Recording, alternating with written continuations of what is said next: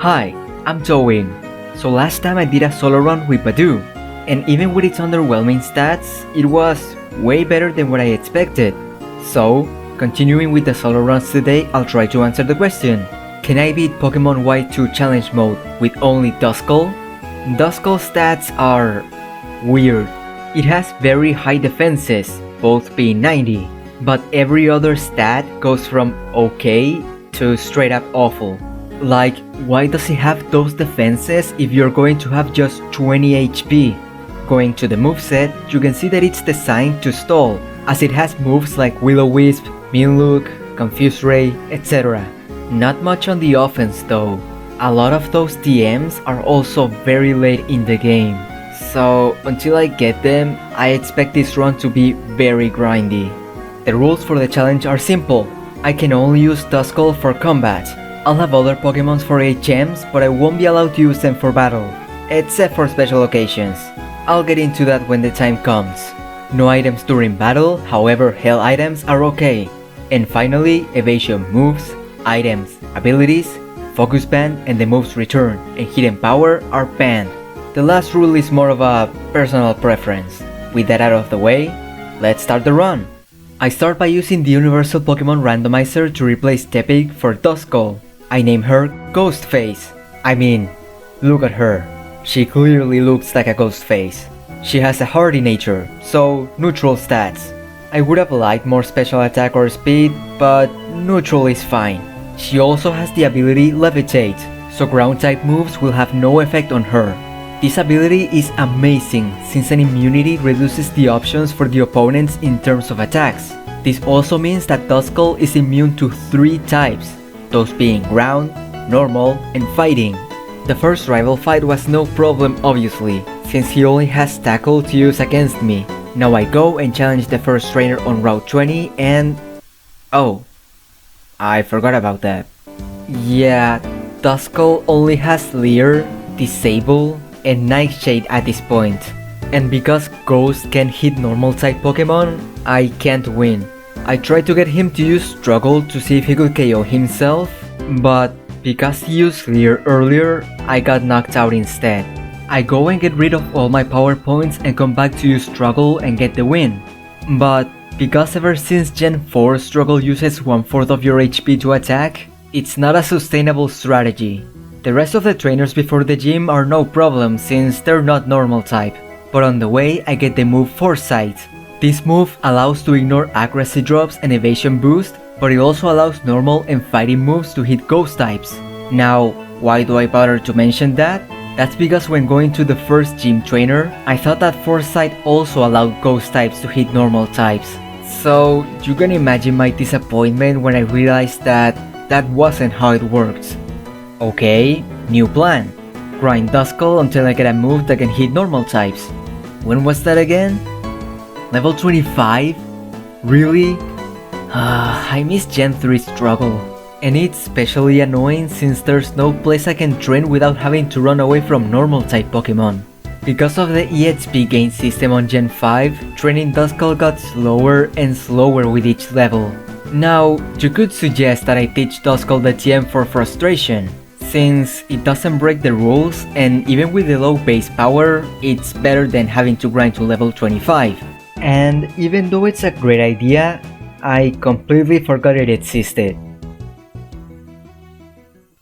At level 17, I got impatient and decided to try going against the trainers inside the gym.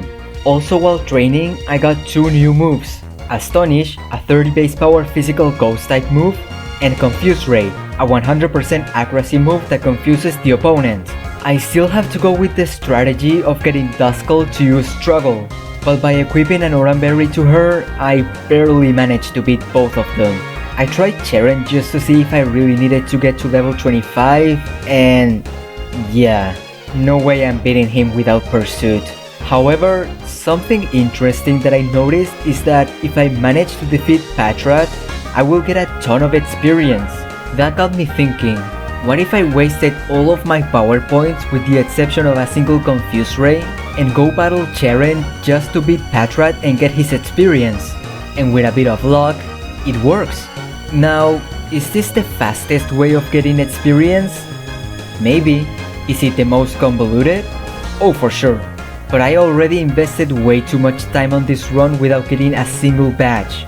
So I'm just going to continue using this method.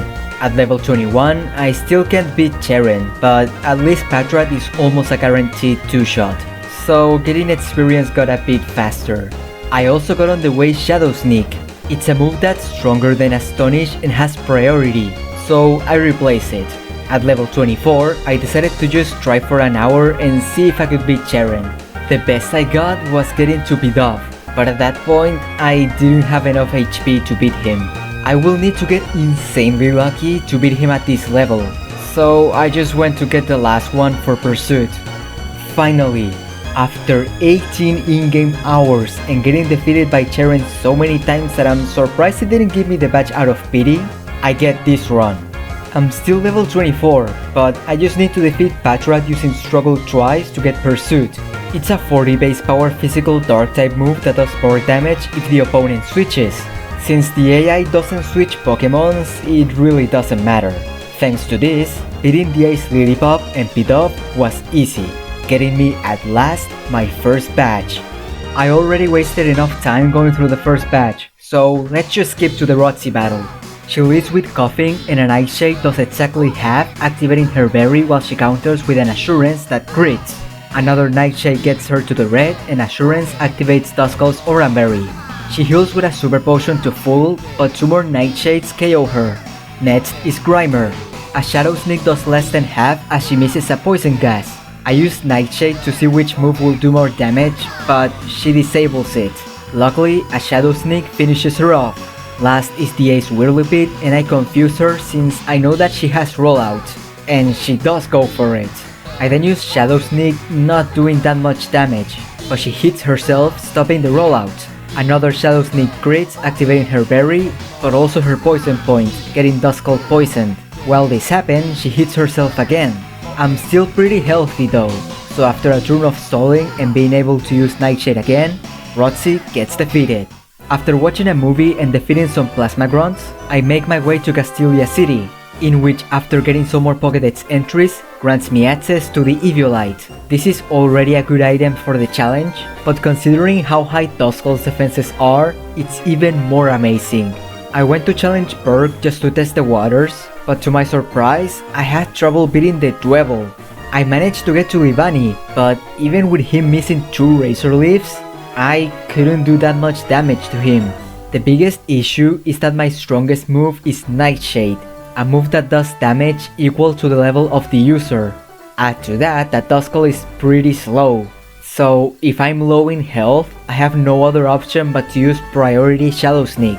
And since there's no new TMs that Duskull can learn, I have no more option but to grind. Luckily, there's a breeder near Castilia City, so I can train with her instead of, fainting constantly to Berg. I come back at level 36 and challenge him again. He sends his Dwebble and I use Nightshade to activate his berry while he sets up a Rock Polish. I use Shadow Sneak to do a bit of chip damage while he uses Feint Attack to do a big. So next turn, he goes down. Afterwards is Carablast. A Shadow Sneak gets him to half while an Aerial Ace does almost nothing. Another Shadow Sneak unfortunately gets him to 1 HP, so I take more damage. He heals, and after 2 more Shadow Sneaks, he gets KO'd. The Ace Livani comes out and lands a crit Razor Leaf to do a quarter while Nightshade does almost half. He luckily misses a Grass Whistle while another Nightshade activates his berry. He misses again, so a final Nightshade defeats him. Last is Shelmet, but 2 Nightshades do the job. Now that I've gotten the 3rd badge, I make my way to Nimbasa City. There's the fight with Colress, but thanks to Nightshade doing set damage, it was a surprisingly easy fight. On the way to Elisa, I get to level 38 and learn Heads. It's a special Ghost type move that has 50 base power and can do more damage if the target has a status ailment. Now, if you look at Duskull's stats, you might think that I'll make her a physical attacker, but if you look at the moves she can learn, you'll notice that she gets way more coverage on the special side. So getting a move that uses her special attack benefits her. Unfortunately, most of the moves are only obtainable after the Sid's gym for some reason. So this is the only special move that she'll have for a while. By the way, I replaced Confuse Ray since even if it has some utility, the other moves seem more useful. I tried the fight with Elisa, but like with Bird, my best attack is Nightshade for damage and Shadow Sneak to finish up weakened opponents. So at best, I can defeat 2 of her Pokemon. Also, the fact that Duskull is really slow doesn't help. The bad news doesn't end there though. The breeder that I usually use to train on this section has a Tranquil, so that means that I can only damage it with Pursuit, but he can stall me out of power points with Roost and Detect. So I have to either go back to the previous breeder or just do wild encounters. I get to level 44 and challenge her again. Now, I wish I had more to say, but the battle was just me spamming Nightshade and hoping to KO what was put in front of me. Emolga went down after 4 hits, Zebstrika took 3, Fluffy took 2, and Joltik also took 2. They didn't even deal that much damage, but because I also don't deal that much, the damage they do accumulates over time and can cause my defeat in most cases. Now comes a threat that I completely forgot about. The triple battle against Heartbreaker Charles. Before the fight, I get 2 Azuriels that know Splash and challenge him. The battle starts with him sending his Archen, Sigilyph, and Tirtuga, while I send my 2 Azuriels and Duskull. Tirtuga is first with Aqua Jet, KOing one of the Azuriels. Sigilyph then uses Air Cutter, doing almost nothing to Duskull, but KOing the other Azuriel. A hit from Duskull brings Sigilyph to the red, and a block from Archen also does nothing. Next turn, Tirtuga uses Wild Guard while a priority Shadow Sneak defeats the Sigilyph. Archen just sets up an agility. Afterwards, Archen uses Block, Duskull gets Archen low with Nightshade, and Tirtuga uses a Crunch that also does nothing. The turn after, Archen goes down. Finally, Tirtuga takes only 2 more Nightshades to give me a surprisingly easy victory. Afterwards, I go and challenge the next gym leader. But before that, while battling the gym trainers, I learned the move Payback. It's a stronger version of Pursuit, but instead of dealing more damage when switching, it does when you move last. A move perfect for Duskull considering his low speed. I'm not going to be using it however, thanks to Clayfir's Pokemon being an Intimidate Krokorok. So like it's custom now, I have to train. At level 49, Duskull tries to learn Future Sight. It's a 100 base power psychic move that takes 2 turns to hit the opponent. But unlike a move like Dig, the turn after you use it, you can move like usual. I was wondering whether to teach it or not, and after thinking about it for a while, I came to the conclusion that for the clay fight, it was more useful than Heads. I unlocked the move Relearner after the 5th gym, so it's not like it's gone forever. I tried again after learning it, but even though I got to Excadrill, my HP was too low and he was faster, so he easily took me out. I came back at level 55 and after many attempts, I get this run. He starts with Krokorok and he easily goes down to 2 Nightshades, but before that he does some damage with Crunch and uses Torment, so now I can't use the same move twice in a row. Sandslash is next and he sets up a Hone Claws while I set up a Future Sight. He sets up again and I bring him to half with Nightshade. He then hits a Rock Slide to do a bit of damage and Payback bring him to the red, but the Future Sight lands, KOing him. Onyx comes out and while I set up a Future Sight, he sets up a Rock Polish. He uses Rock Slide to do almost nothing and Nightshade almost gets him to the red. He heals and Payback does enough so that Future Sight can knock him out. Finally is the Ace Excadrill. He uses Metal Claw to get me into the yellow while I set up a Future Sight. He uses Metal Claw again and Nightshade does a bit under half. Metal Claw is slowly getting Duskull into the red while a Payback activates his berry, but the Future Sight lands, getting him into the yellow. Metal Claw gets me to the red and Nightshade is just shy from the KO. I won't survive another Metal Claw, but luckily I have priority Shadow Sneak which is just enough to get me the win.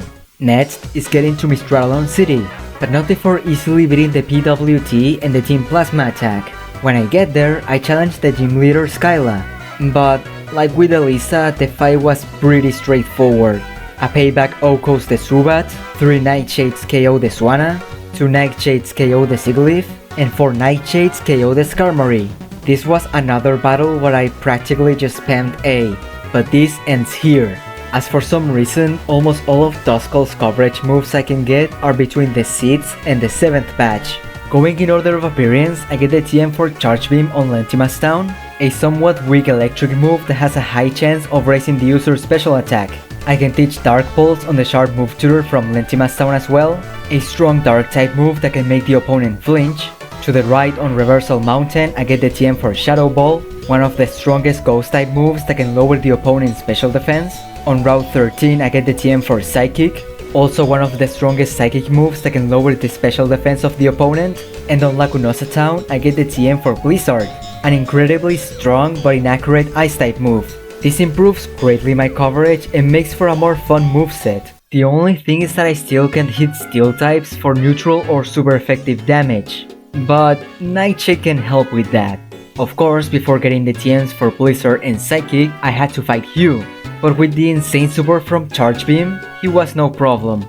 The same goes for the double battle against Cinsoline.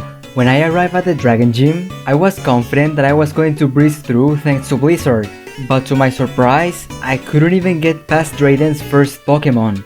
Druddigon's Crunch can easily 3-shot me while Blizzard does the same. The difference is that he's holding a berry and can use Hyper Potions while I can't. So in terms of longevity, he beats me by a mile. Not to mention that he still has 3 other Pokemon left. So even with all the move upgrades, I need to get some levels. I try again at level 66 and get more lucky this time. First is his Druddigon. I start with Charge Beam to raise my special attack and he uses Crunch to do like a third. I land a Blizzard that gets him to the red before his berry activates while he uses Crunch again to get Duskull low. Fortunately, a Nightshade is enough for the KO. Next is Flygon. He outspeeds and hits a Crunch that gets me to 15 HP. But I get lucky and a 4-time super effective Blizzard knocks him out. Afterwards is the Ace Hatterus, but another Blizzard KOs him thanks to him going for Dragon Tail, which makes him move last. Finally is Altaria, and this is just stupid. He outspeeds and uses Fire Blast, but misses. I try Blizzard and also miss. Next turn he misses again while my last Blizzard also misses. I have no choice but to use Shadow Sneak, but it does almost nothing while he defeats Duskull with Dragon Pulse. I just wanted to show the Altaria fight, but I know that if I get a few more levels, I can make the fight more consistent. I get 2 more levels and the fight goes very similar. The only exception is that Druddigon goes down to 1 Blizzard and that for some reason Altaria goes for Cotton Guard to raise his defense. I have no idea why he will do that, but hey, that allowed me to land a Blizzard to finish him off, so I'll take it. Next is the Cinsoline fight. For the battle, I replace Blizzard for Shadow Ball to do more damage. He starts with Cryogonal and I go for Shadow Sneak since he has poor defenses and do more than half. However, to counter that, he sets up a Reflect. An Ice Beam from him does a bit and Nightshade KOs him. Weavile comes out and a Night Slash almost gets me to half while a Nightshade brings him to the yellow. We trade blows again next turn and he goes down, but Duskull is on critical condition. The last Cryogonal is next. I go for Shadow Sneak to do like a third and he sets up a light screen. Thanks to the wasted turn, the Reflect wears off, so another Shadow Sneak gets him to the red, but he counters with an Ice Beam that leaves Duskull on the red as well. However, thanks to the priority, another hit defeats Cinsoline. Now comes a really unexpected roadblock, the Shadow Triad member fight. He specializes on dark types, so that makes most of my moves resisted, and he has 2 Poniards and an Absol. The problem is that Absol does way too much damage with Sword Stance and Night Slash, so I have no chance of beating him at this level, especially when he always chooses the same moves. I get to level 75 and win only because, just like me when I started playing Pokemon, he decided that moves that don't deal damage are useless. I probably would have still won if he just used Sword Stance, but not with the combination of Scary Face and Sword Stance. After that is a double battle against Cinsoline. I won't bother narrating it since this video is already long enough, but it took a lot of tries, mostly because of Hugh's poor move decision and an abnormal number of freezes. There's also the single battle against him, but since I didn't have Hugh, I easily won. And now is Colress. I have no moves that can hit steel types neutrally, so I'll have to rely mostly on Nightshade. It's either that or the combination of Charge Beam and Shadow Ball. I tried at my current level without hoping much, but this happened on the first try. He leads with Magneton and immediately goes for Ball Switch to go into Metan, who receives a Nightshade to do half. I'm faster, so another one gets the knockout. Klinklang is next. He uses Gear Grind to get Duskull to a third while Nightshade gets him to half. He hits with Gear Grind again and Nightshade takes him out. BGM comes out and Shadow Ball gets really close to an Oko, but he survives and sets up a Coal Mine. He heals and Shadow Sneak gets him low enough so that a Shadow Ball next turn defeats him. Magneton comes out again, but like last time he switches out with Volt Switch, this time to Magnezone who takes the Nightshade. He hits a Flash Cannon to bring Duskull to the red and another Nightshade makes him faint. Finally is Magneton. He paralyzes me with Thunder Wave and Nightshade does more than half. He hits a Flash Cannon next turn to bring Duskull to only 3 HP, but she hits through the paralysis and defeats Magneton, getting me the win against Colress on the first try. I can't believe I managed to pull that. I was freaking out during the last fight against Magneton, not believing I was going to win. But somehow Duskull still managed to win. Honestly, all the pain from the beginning of the challenge was worth it for this moment. Anyways, with Colress out of the way, I was kind of worried for the battle against the Shadow Triad. But even though they were close, it wasn't that much of an issue. As usual, the fight against Cure and White was also no problem, but Getsis is an issue. Almost all of his Pokémons have moves that hit Duskull for super effective damage, and almost all of them outspeed.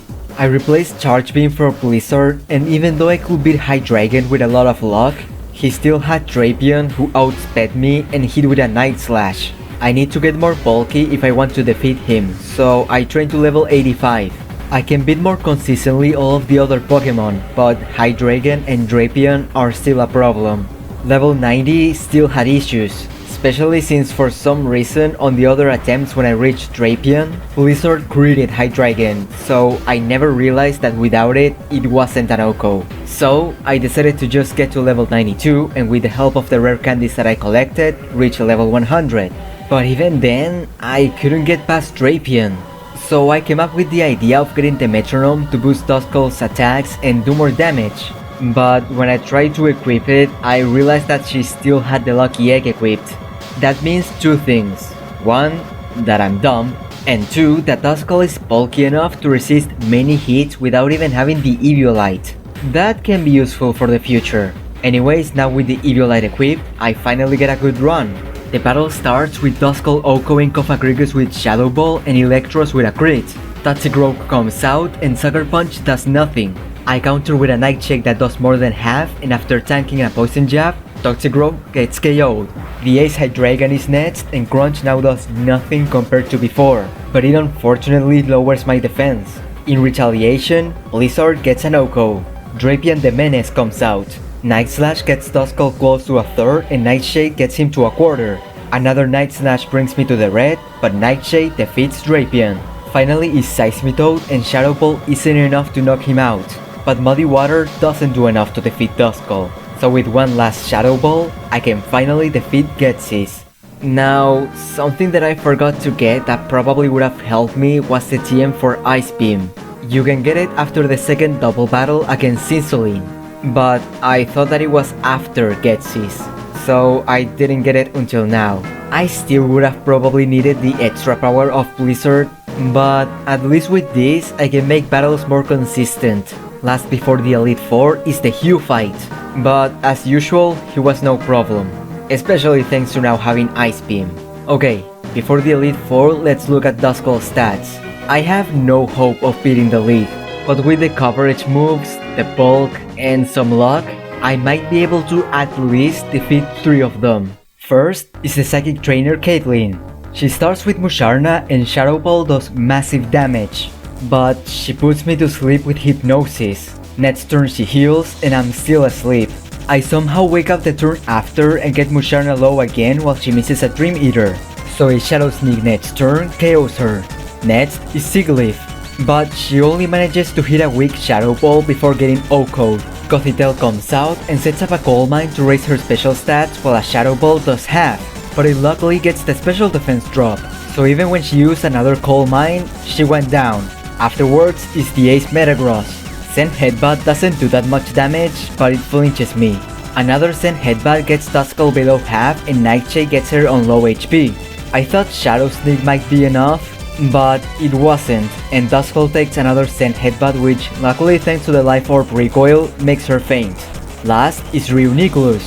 Shadow Ball is just shy from outgoing, but Psychic isn't enough to KO me. So another Shadow Ball defeats Caitlyn. Second member of the league is Chantal, but every member on her team was a one-shot with Shadow Ball. The Cofagrigus, the Driflim, the Banette, the Chandelure, and the Golurk. Easy fight! Third is the fighting trainer Marshall, and before the fight I replace Ice Beam for Psychic. He leads with Throw and Psychic does more than half, but he lowers my speed with Rock Tomb. A payback next turn does nothing, so he gets KO'd. Next is Lucario. He sets up a Coal Mine and Nightshade gets him to the yellow. He attacks the following turn with Shadow Ball while I KO him with another Nightshade. Afterwards is Suck. Payback doesn't do that much and Psychic activates his 30. He heals and a Psychic gets close to activating it again, so next turn a priority Shadow Sneak defeats him. The Ace Conkeldurr comes out and sets up a Pull Cap while a Psychic gets him low on HP. A Stone Edge the turn after gets Duskull to a quarter and another attack makes him faint. Finally is Mian Xiao. Shadow Sneak does decent damage while he goes for bounce, and while it doesn't do that much damage, it paralyzes me. But Duskull pulls through and KOs him with a final Psychic. Last is the one that I was the most afraid of, the Dark Trainer Grimsley. Before that, I teach back Ice Beam and replace Shadow Ball for Charge Beam. I tried this battle countless times, but no matter how lucky I get, Duskull doesn't have enough HP or special attack to defeat him. At most, I can beat Liepard and Scrafty, but then Crocodile comes out and finishes me off. I tried some strats with Pain Split as a way to recover some HP, but it also didn't work. I did some calculations to see if Choice Scarf will work, but even if it did, I don't have a way to outcode them, so the damage will catch up to me and eventually Duskull will faint. The problem is basically that Duskull is way too slow and doesn't have a move that does enough damage against Dark types. What I'm trying to say is that this is the end of the run. Now, I won't sugarcoat it. The first 5 badges were brutal, especially the grind for the first one. At least I learned my lesson and I'll teach Frustration to any Pokemon that needs it for the Terran fight, like Abra for example. But even with all that said, the Colress fight was definitely one of the most hype moments I've had on all of the solo runs I've done. I seriously didn't expect to beat him on the first try. It's a shame that I won't know how Duskull would have performed against Iris, since I think that she could at least beat half of her team, but I guess I'll never know. Anyways, for next time, I'm going back to the Kanto region to do another challenge, where I'll try to see if I can beat Pokemon Red with only Bug-type moves. There's only 5 Pokemon on the game that can learn Bug-type moves and they're not good. For example, the most available move, Leech Life, only has 20 base power, so it's going to be fun. If you want to see more of my content, you can check my Shiny Professor Oak Challenge playlist, that's on screen. Or, if you want to see something more like what you just watched, you can check the Challenge Runs playlist, that's also on screen. Anyways, that's all I have for now. See ya!